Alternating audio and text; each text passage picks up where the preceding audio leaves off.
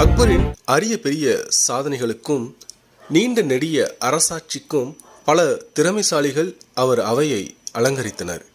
ஆனால் அவர்கள் எல்லோரையும் விட தலையாய சிறப்பு பெற்றவர் அக்பரின் அமைச்சரும் அருமை நண்பருமான பீர்பால். ஒருமுறை ஏதோ கோபத்தில் இங்கே இருக்காதீங்க, எங்கேயாவது போயிருங்க என்று பீர்பாலை கடிந்து கொண்டார் அக்பர்.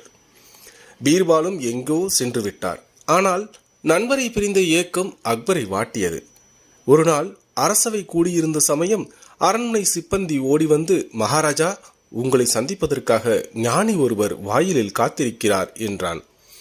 பீர்பால் போன பின் அவரை போன்ற அறிவாளியின் நட்பின்றி வாடிய அக்பருக்கு இது ஒரு வாய்ப்பாகவே பட்டது. உடனே அவரை உள்ளே அனுமதிக்கும்படி உத்தரவிட்டார்.